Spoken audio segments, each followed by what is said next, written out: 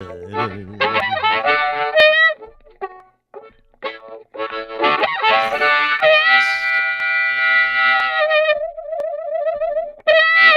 being back. You go overseas for a couple days and you come back. It's weird being back in Canada. Hi there, everybody. Nice to see you. I don't know if I mentioned this. Charles Adler joins us on the podcast today, ladies and gentlemen, from the Charles Adler podcast. I don't know if I mentioned this. Overseas. Hi, people. I'm Charles Adler. I've got experience. From the Charles Adler podcast, you can get on Crier Media as well as anywhere you get your fine podcast, Google, Spotify, Apple, etc. Charles joins us. It was gone for like a week and a half.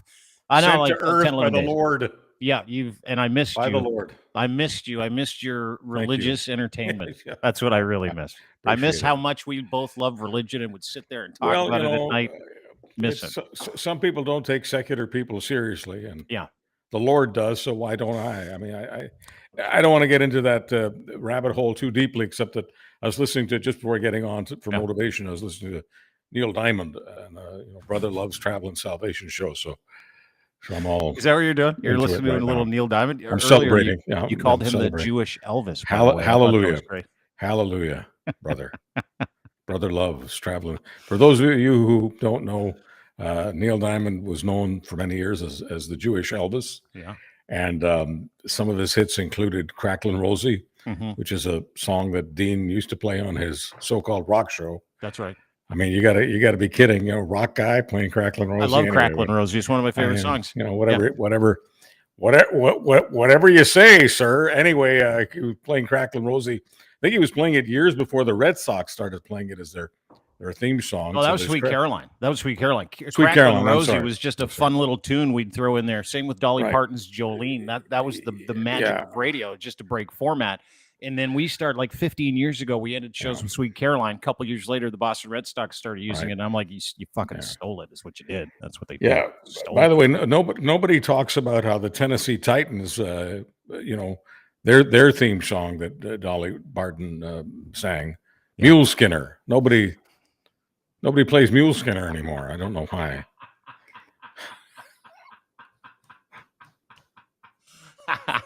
This is what you get with Charles Adler. He's like that low-key assassin that says stuff like that, and you got to use your brain. And you think about it, you're like, good one.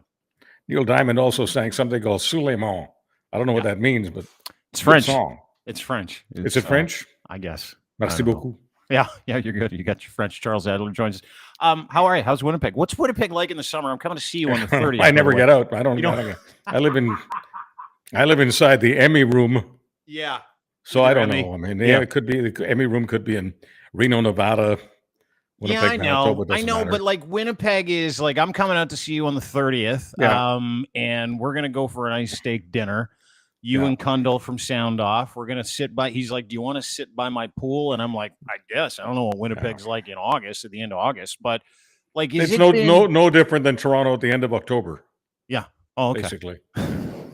So you're like dress for Halloween. 2 months ahead of us all the time. Is that the deal? Yeah. Well, I mean, we're an hour behind in time zone and 2 months ahead in weather. But is it like, I know Winnipeg 2 months in weather. I know Winnipeg gets a bum rap in the winter, right? Like everybody likes to make fun of Winnipeg. There's wonderful people, hardy people. These are people that have survived many generations on the planet. Community oriented. Yeah, community oriented people. Yeah. Friendly. We're friendly. Is there an exciting vibe? Well, is there an exciting vibe in Winnipeg in the summer? Like, I never hear anybody go, you know what? Let's hit Winnipeg in the summer. Let's go. We were having a relatively dry summer, so it's relatively bug free. Yeah. And so, if we don't have to spend 3 hours a day zapping mosquitoes, we're happy campers. Yeah, I know. So we're celebrating right now. I mean, you can see it all over my face. Oh, you look jacked. Yeah. Yeah, I'm very happy. Yeah, very happy that I'm not having to kill insects. Yeah.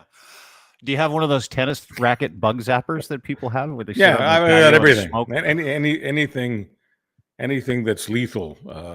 No, but I don't personally like. The thing is that life has been too good to me. People have been good to me, and so I don't really have to do anything.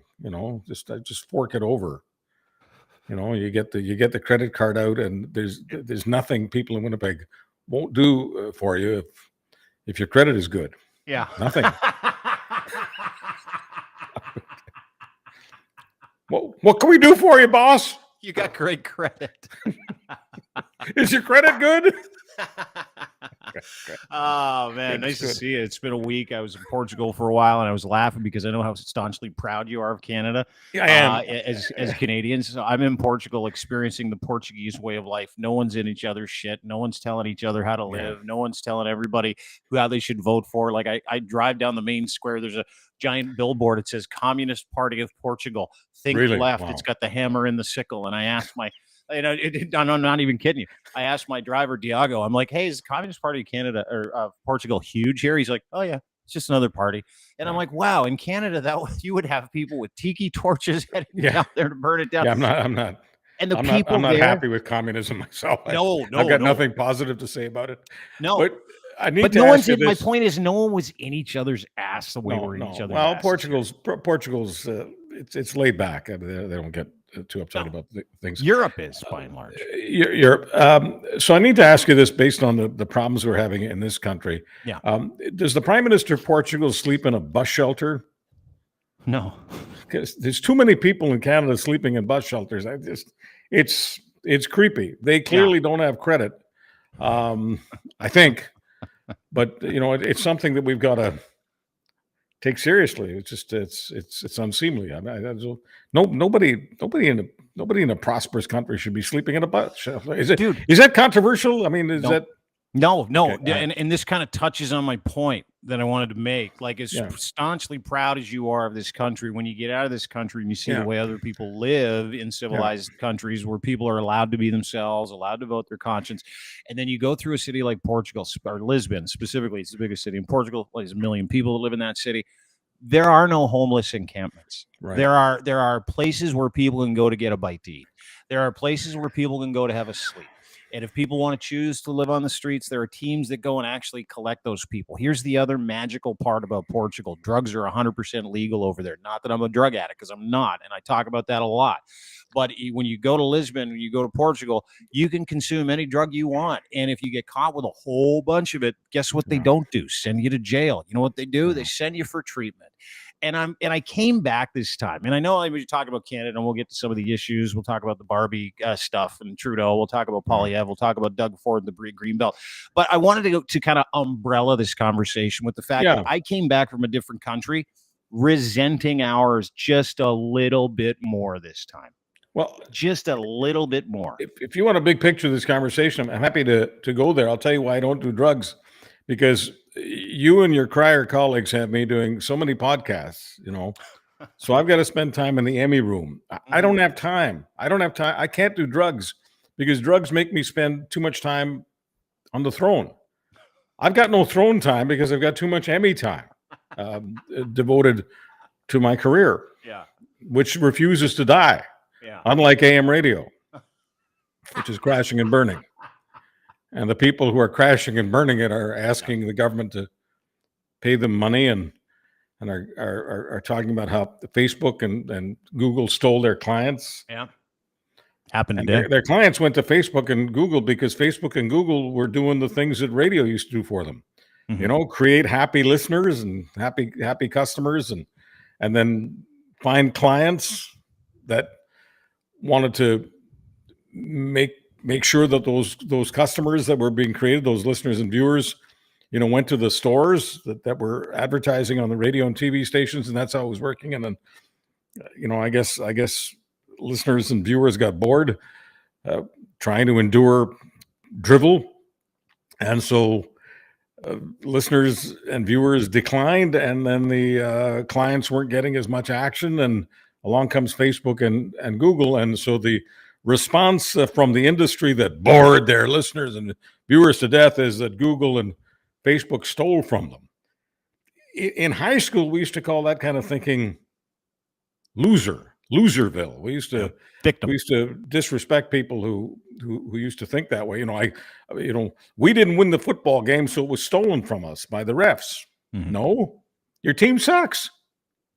We don't say that about the media. Media doesn't suck. The media is struggling, and so we're supposed to throw a sympathy party. I do have sympathy for the people working in it because many of them are friends of mine. But this idea that their clients were stolen, and their audiences were stolen, and their lives were stolen. Tell it to Hunter Biden. Yeah. That's a good one. Tell it to Hunter Biden, whose entire life has been bogeyed. Again, back to the resentment piece, right? You come back to Canada, and I got news from this is in reference to what you're talking about. I got news from our analytics department at Crier Media, and I'll read it to you. Hey, dude, I don't know if you know this, but while you were away, we've been banned from IG and Facebook. We cannot post anymore due to Bill C-18. Again, Canada being up its own arse, deciding that, hey, we want to be in charge of what you look at in this country as a government. And that is now affecting the lives of every single media outlet in this country, including us. So our people can't post, our people, like this thing we're doing right now. Yeah. We can't post this on Instagram or Facebook? Oh, you can. You will post it, and they will not show it. It'll say it is banned. It'll say no news coming out of Canada can be posted as a news link on Bill because of Bill C-18. So, like, when I say I went to a different country, experienced unfettered access, and then came back here to homelessness, censorship, the government trying to run big tech, which actually is a real business, unlike the government of Canada. Do you understand why I'm frustrated? Like, yeah, I know that we're big supporters of Canada and Canadian. No, I mean, I support Canada, but I don't support mediocrity. And here's something I don't understand. If you're going to get into a pissing contest with an American is going to want to beat you, because if an American loses to a much smaller entity like Canada, I mean, we love Canada, but we're not as big as the United States. We're not as big as Germany. We're not as big as Japan. We're not as big as China. We're not as big as a lot of other countries. We're kind of a medium weight.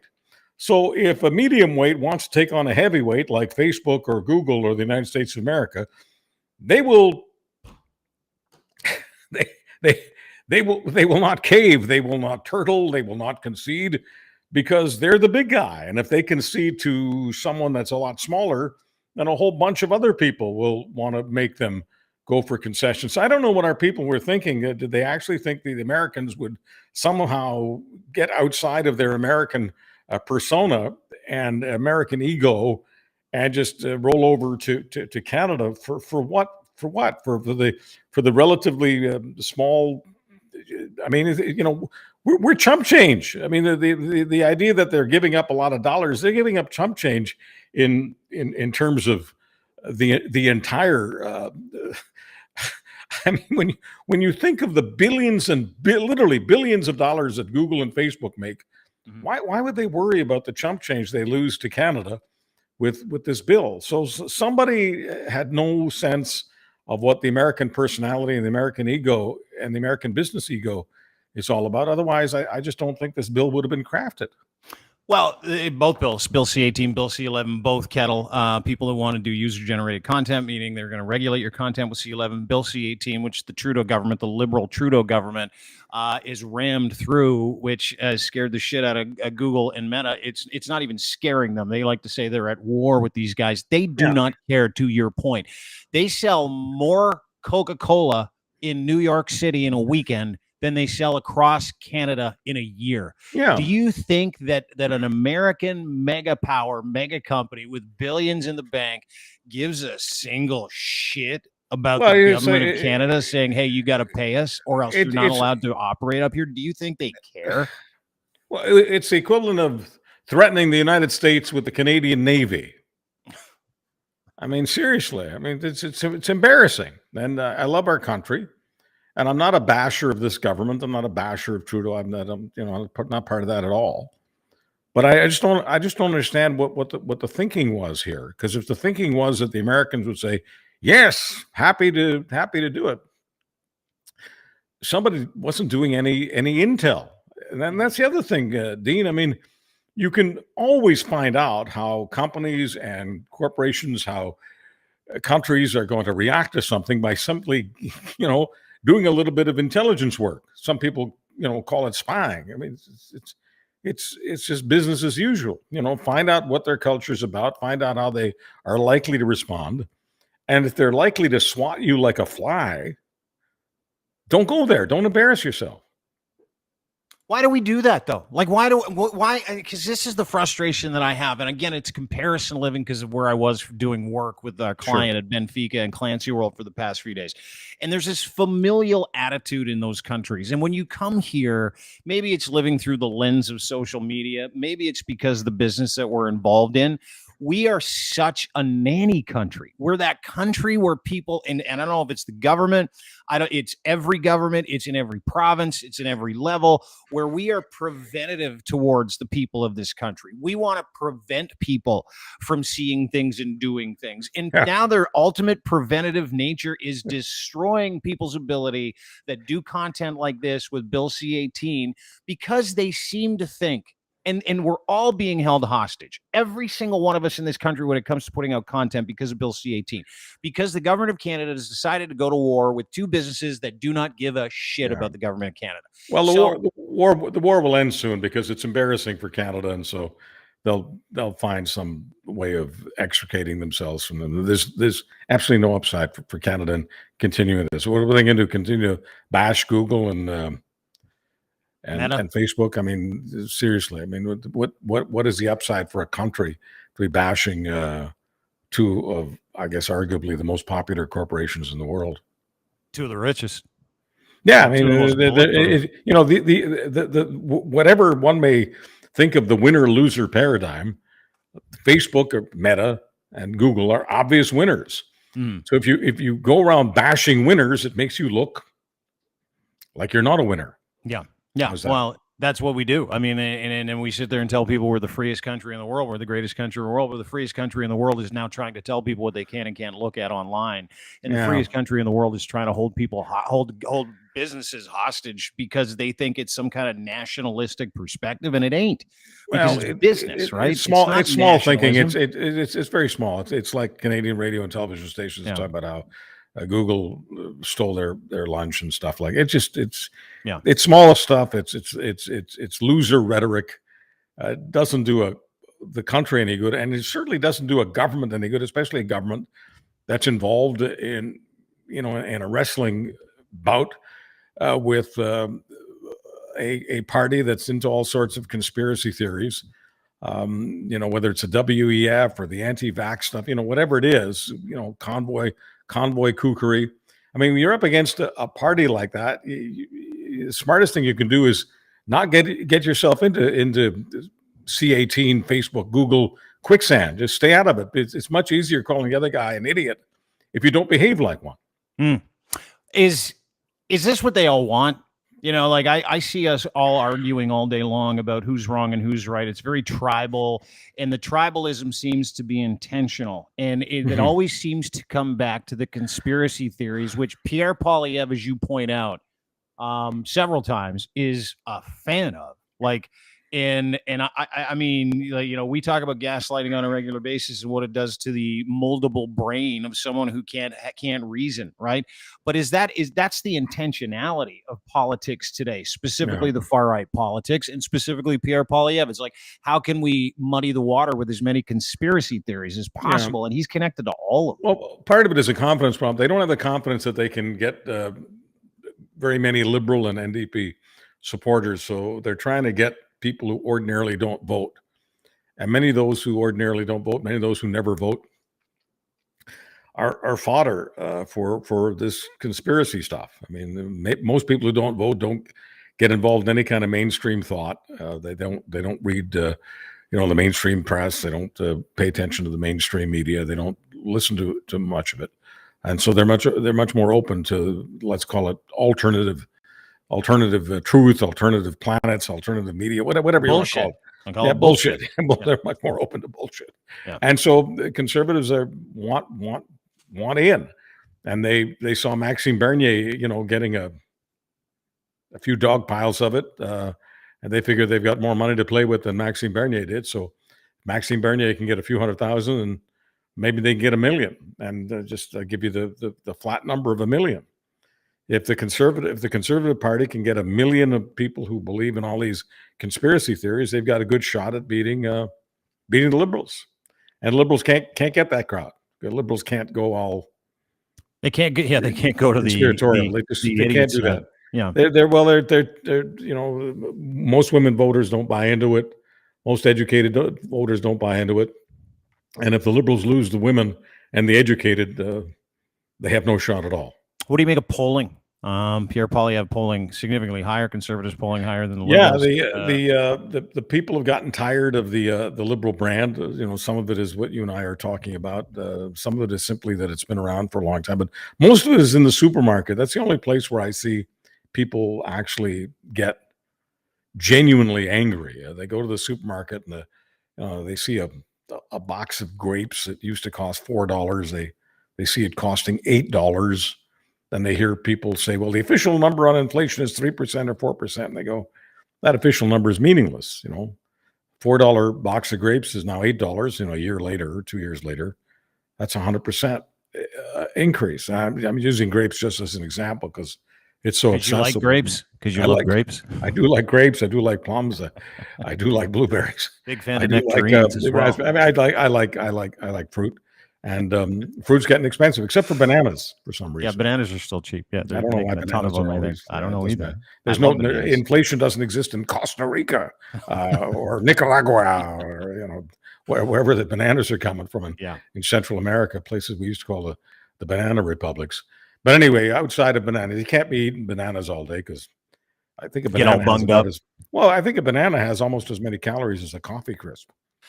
Oh, is that true? I didn't know that. Yeah, but I think the coffee crisp doesn't grow on a tree, which is really too bad. No, I think it's coffee natural. crisps aren't from Nicaragua. No, there's no coffee crisp tree. I wish there was. I'd have one. No, I would love to see coffee crisps growing on trees. Not the king of chocolate bars, by the way. If I abandoned the Emmy room and didn't mind spending 3/4 of my life in the can doing drugs, I'd start believing the coffee crisps grow on trees, and I'd probably be a lot happier. But anyway, the inflation is driving a lot of people into the conservative camp because stupid people, though. Well, it does stupid. Whatever. I don't understand inflation.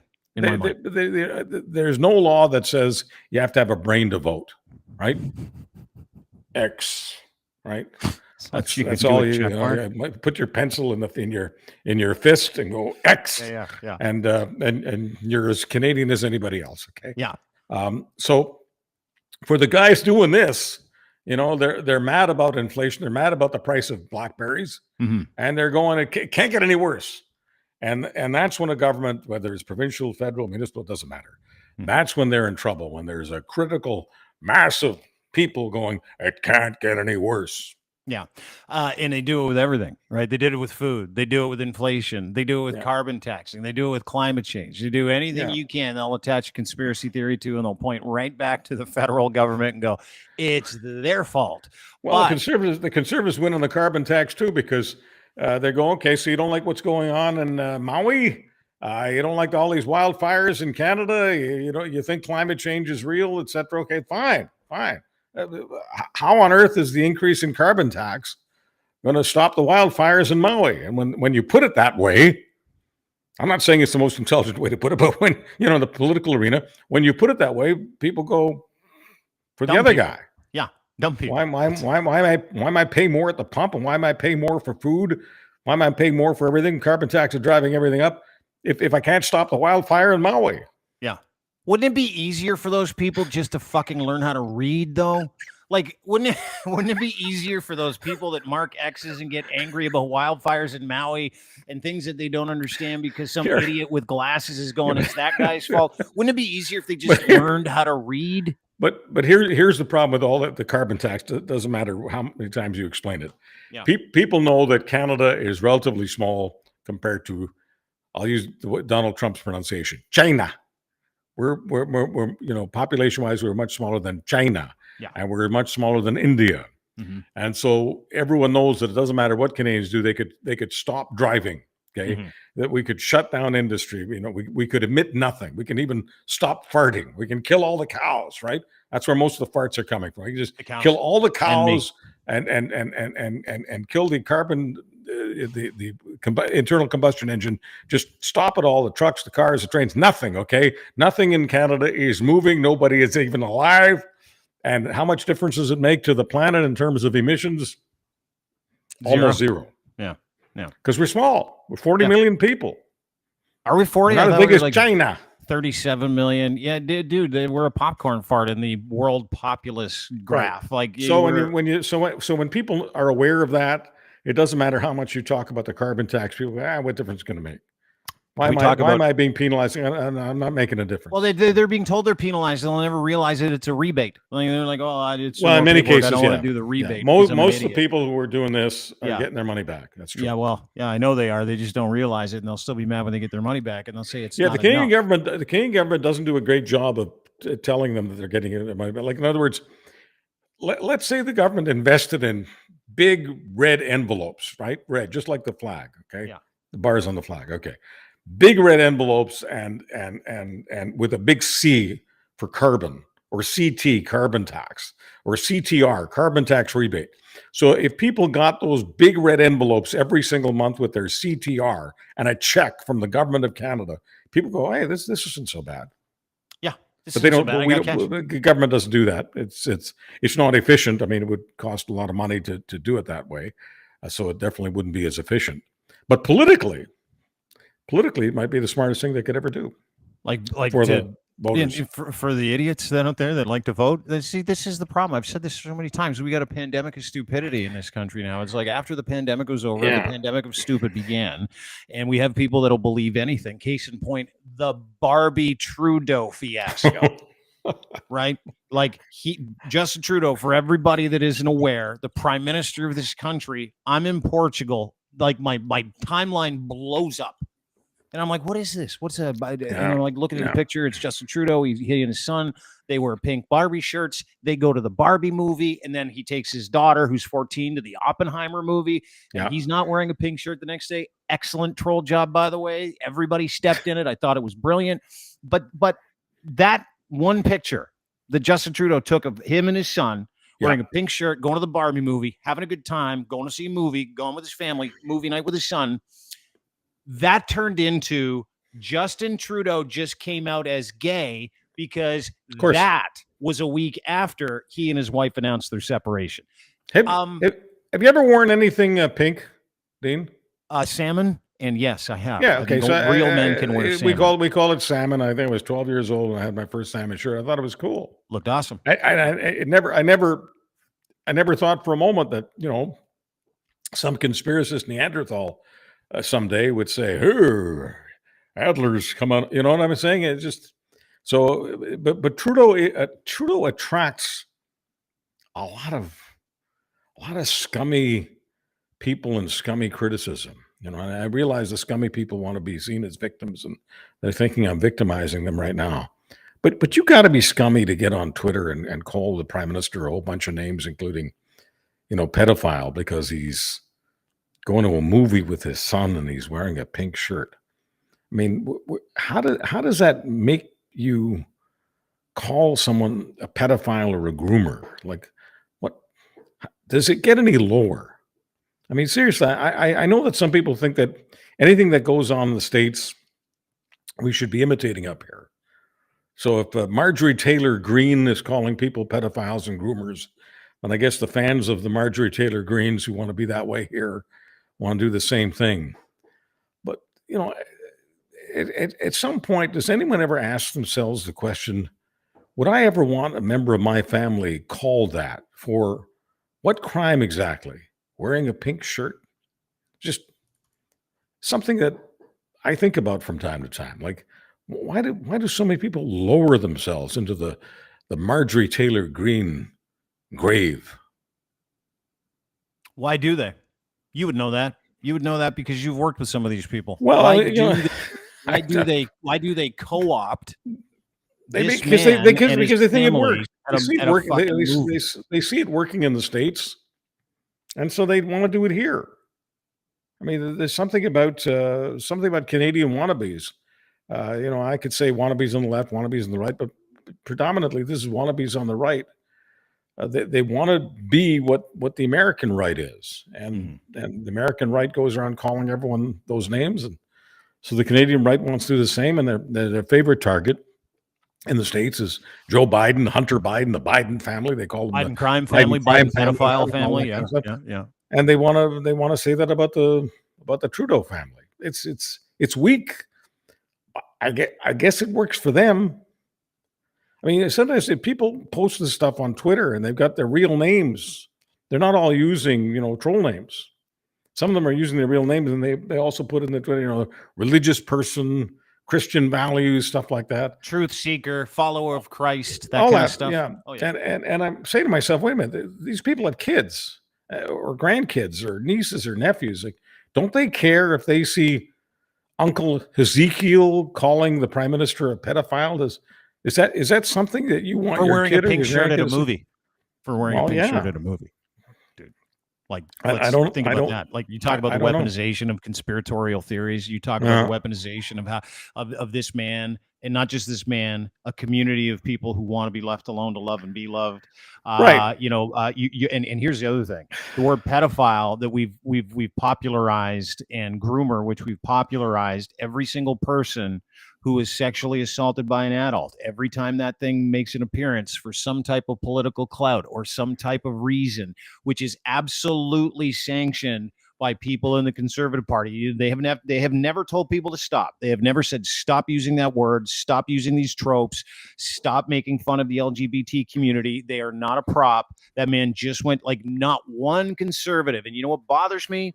I'll tell you what bothers me is that the deputy leader of the Conservative Party is a woman named Melissa Lantsman, who is married to a woman and a proud LGBTQ supporter, and she also is Jewish.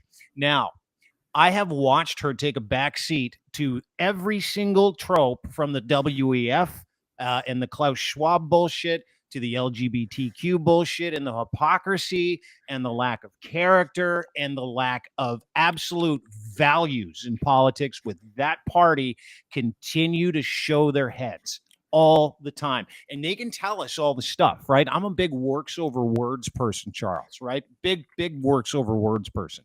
And when someone tells me something like these jackoffs have been telling us that the Canada is broken while they're breaking it, while they're ignoring social responsibility, while they're ignoring privilege, while people in these communities are still suffering, and they're using their communities and they're using children who have been abused by adults as a punching bag, you have my attention. They have my attention. And it transfers itself every single time we see somebody take these tropes and use people's PTSD and anxiety and hurt from being abused and using them in conspiratorial theories. I get sick to my stomach, almost as sick as all the Nazi bullshit makes me. And I don't know when or how it stops. I don't know if putting a plug in Donald Trump with his 78 felony charges and new indictments in Georgia will rip the cover off. I've heard lots of great stories, but when will it stop, or will it? I don't know. I just know that when something is bad, it usually gets a lot worse before it gets better. So everything that you're talking about is getting worse, and I have no idea when it stops getting worse, but it will get worse a long time before it gets better. Well, that's encouraging. I wish. Listen, I'm not interested in blowing sunshine up the keister here. I just know that this hasn't been going on for all that long, and so when you're looking at a trend that is relatively new, it's been going on really in Canada. It's been really bad for the last 10 years or so. It's sort of in sync with Trump becoming president. A lot of people on the right here jumped on board and they were saying, I'd rather have Donald Trump than Justin Trudeau as my leader, whatever. Anyway, so it's been going on for about 10 years. So if I had to put a timeline on it, I'd have to say it'll go on for at least 10 more. That's exciting, huh? Got to steel yourself against that stuff. You know how many brains have been melted over the past 2-3 years? I'm saying it's going to go. I don't know, but you make a great point. I mean, conservatives don't tell their fellow conservatives to just put a cork in it, man.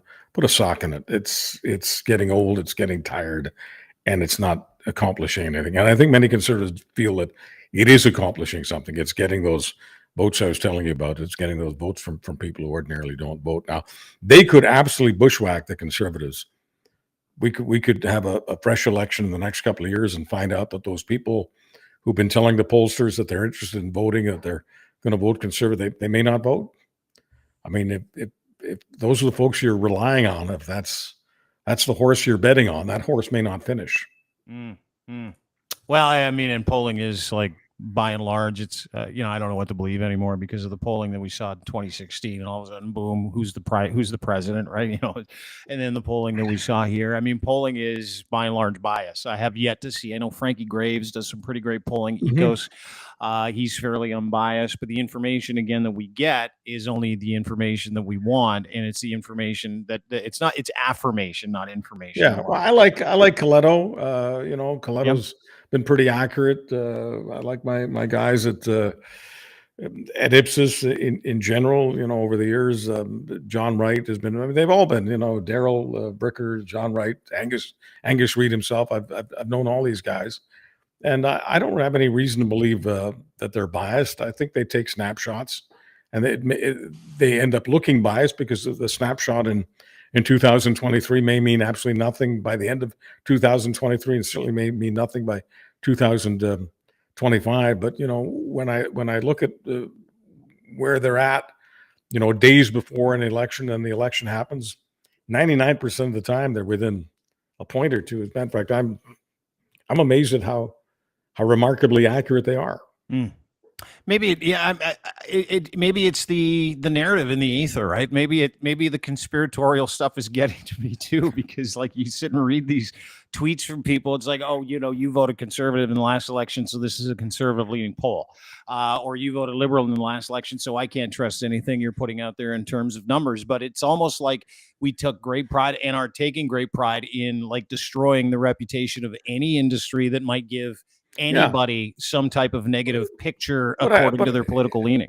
Yeah, but I just want to say that whether it's Daryl Bricker at Ipsos, whether it's John Wright at Maru Blue, whether it's Nick Nanos, David Coletto, I mentioned David Coletto at Abacus, all these people have been doing a remarkably good job, Angus Reid, all of them, at the poll that they do within a few days of the election. And since snapshots matter, yeah, it matters to take one a couple of days before the election because that's the only snapshot that's going to be realistic.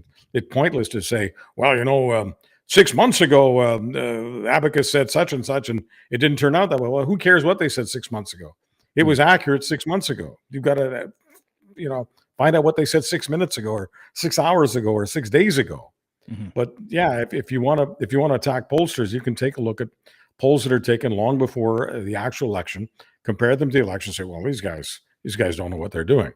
But that's not an honest way of assessing it in my mind. I think most of the professional name brand pollsters are doing a better job with accuracy than a lot of other people are.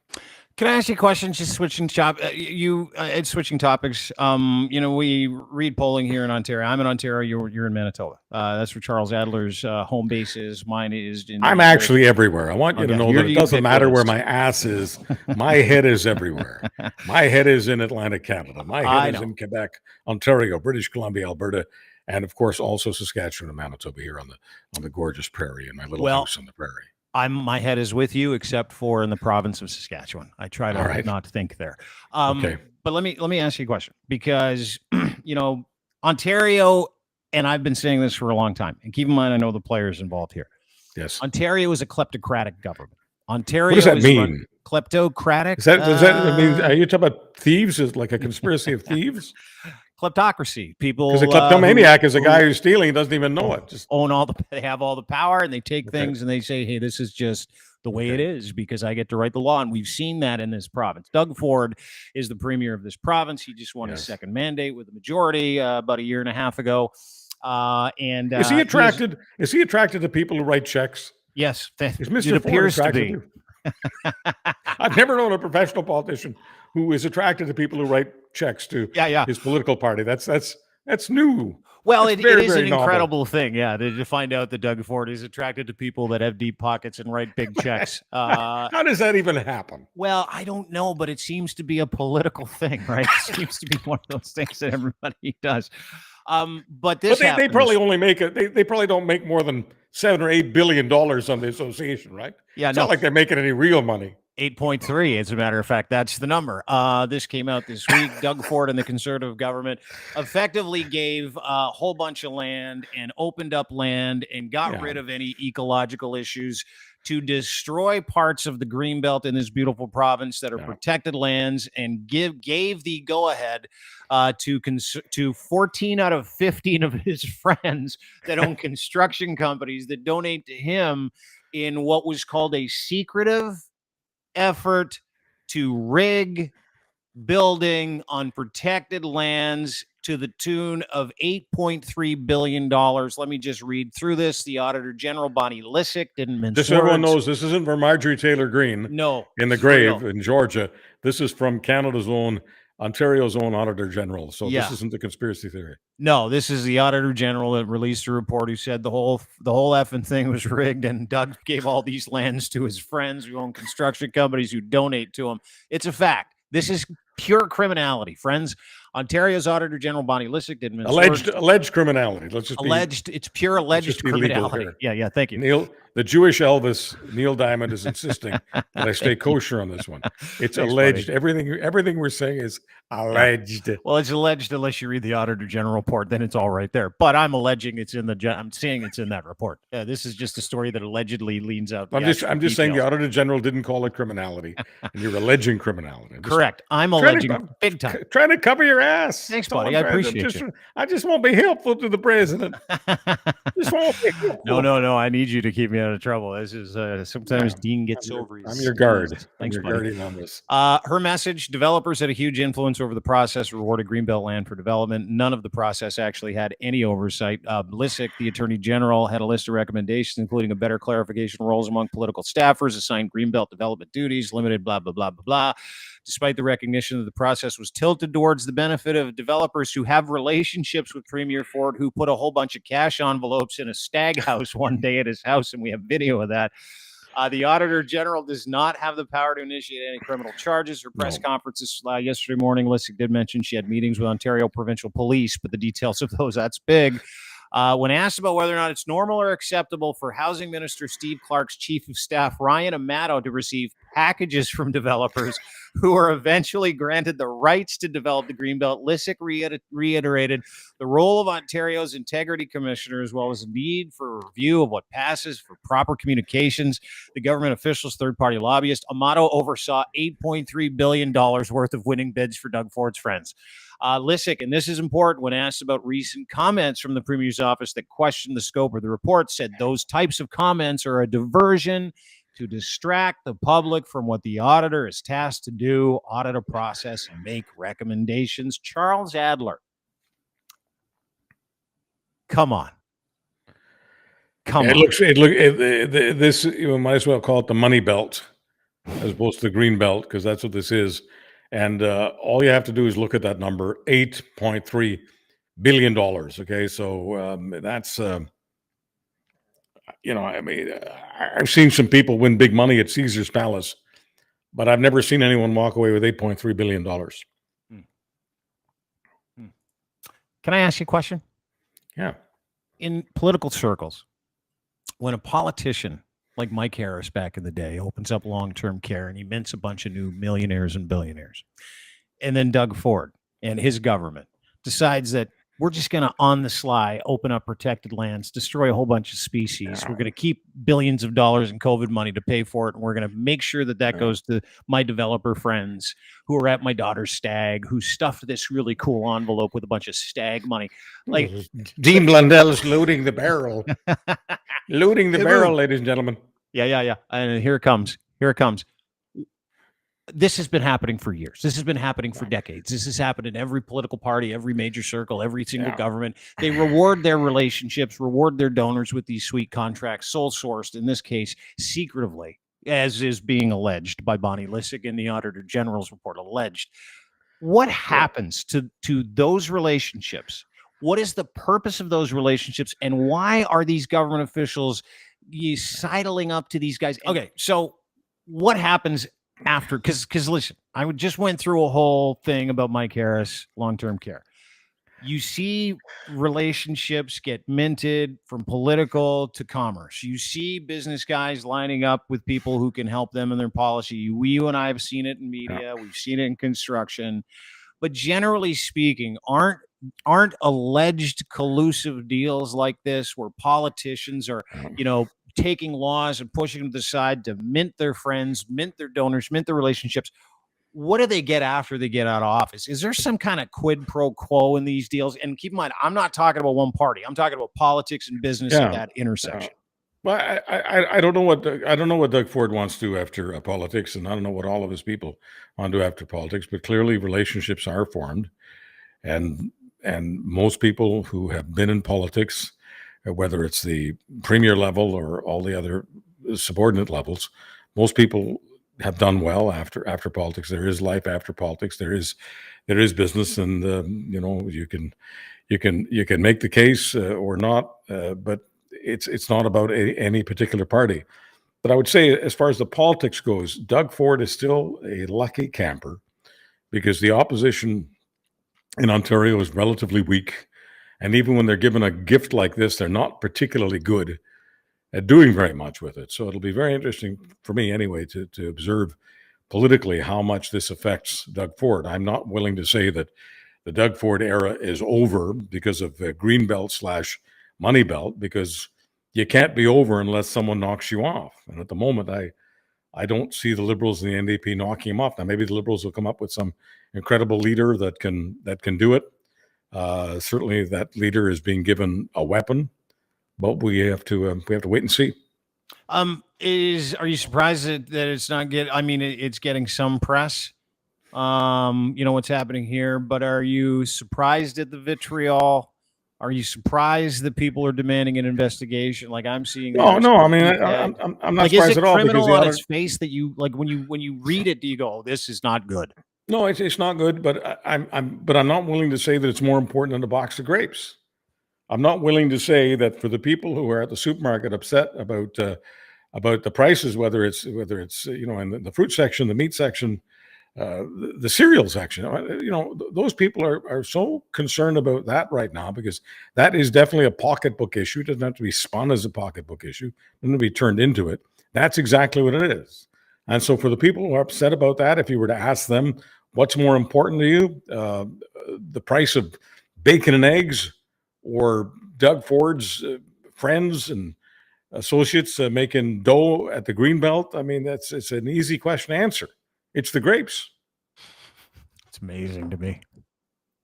It's amazing. It's amazing how people's minds work when grapes are more important than collusion. But they don't have these expectations of democracy. They don't have these expectations of government the way some people do who observe every single entrail. The average person says, yeah, this is bad, but there's no reason for me to believe that if the other guys were in charge, it would be any better. Most people have the attitude that they're all kind of the same. It's a game. It's a game that the public isn't really involved in, except they get to vote every few years. But after that, all of the power is in the hands of people that they don't particularly like or relate to or trust. And we're okay with that.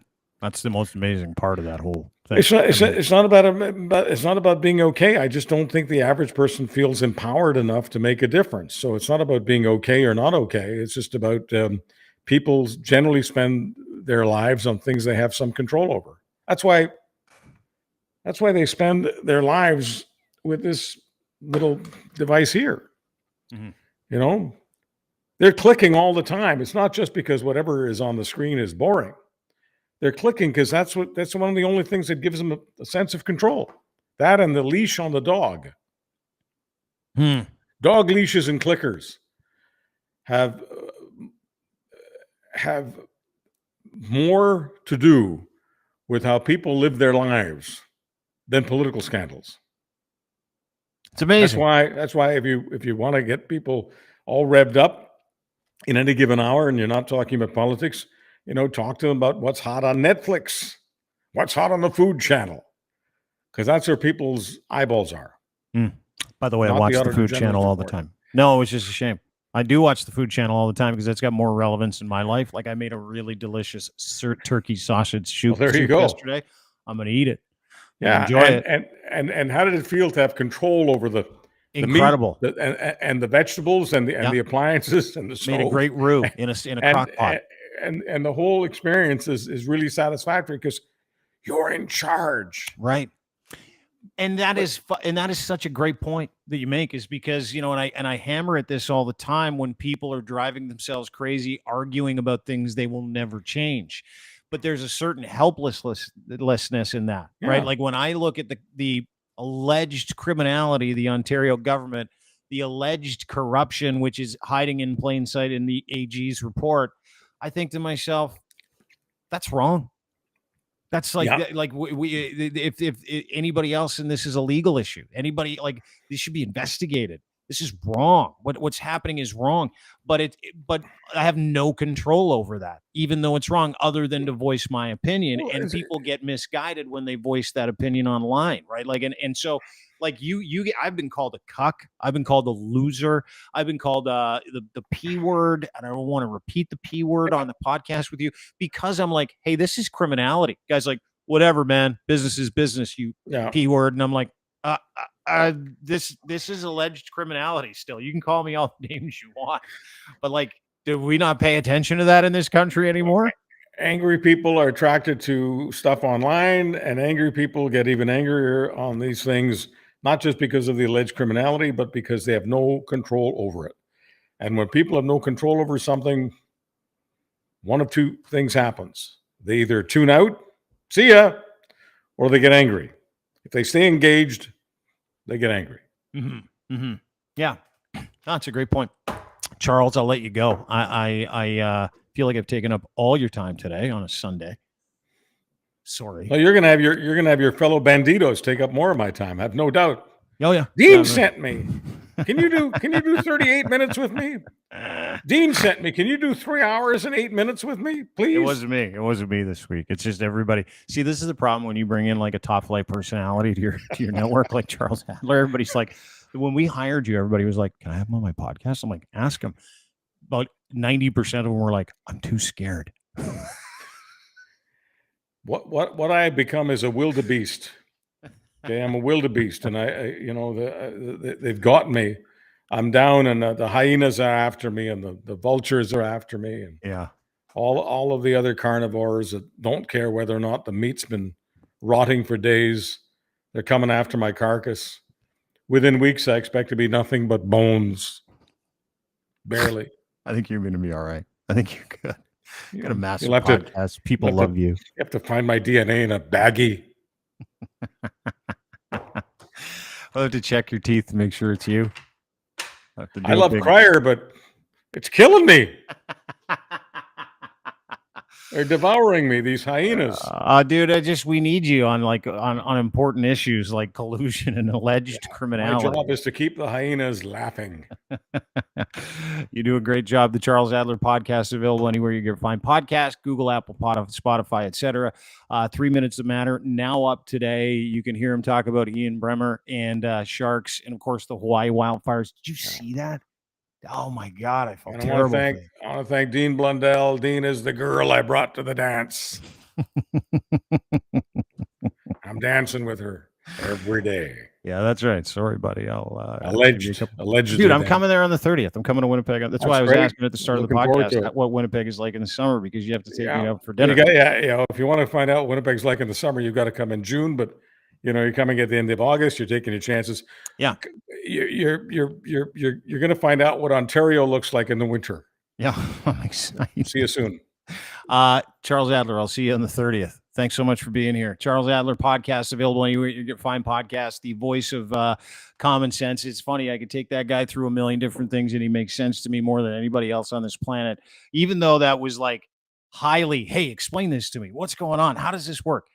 Charles, there's no one better. There's no one better at it. There's no one better at communicating. There's no one better at actually popularizing the things that are in this weird brain of mine. And I appreciate that man more than you know. His podcast is available anywhere you get your fine podcast. The Charles Adler Show, ladies and gentlemen. And listen, I talk a lot about controlling things you can control, like your intentions and your attitude. It's pretty much all we can do. And how you respond to these things. How do we respond to politicians stealing our shit? How do we respond to the lies and the culture of politics? How do you respond to the culture wars? Humor. And tell the truth. There's a whole swath of people out there that are really trying hard to prevent the truth about their criminality or alleged criminality as it pertains to their relationships in politics, media, and legal circles. And the fight is on. Don't stop asking for the truth, but be fun about it. I enjoy it. And I got lots of Doug Ford stuff to get to. A lot. And we'll have some fun doing it. You cannot believe politicians. They are the scourge of our lives in the year 2023. Everything they do stands in contrast to everything they say. Every time they do it and say it, we love you. We're stealing your land. We work hard for you. We're not going to pay you. We're going to do our best for nurses. Nurses get beat up at a protest by political security guards. Everything they do stands in contrast to the things that they say. That's how you know they're all full of shit. Have a great day, everybody. We'll be back this week. David Wallace is going to be my next guest. David Wallace, of course, political fixer. Yeah, I'm into it now. Spent some time overseas doing some work, other work. Now I'm back and I want to get engaged. So we'll tear the cover off the criminality. It's a lot of fun. Have a great day, everybody. We'll see you tomorrow with my friend David Wallace, former political fixer, turned guy who wants to tell everybody about all the political fixing. Have a great day.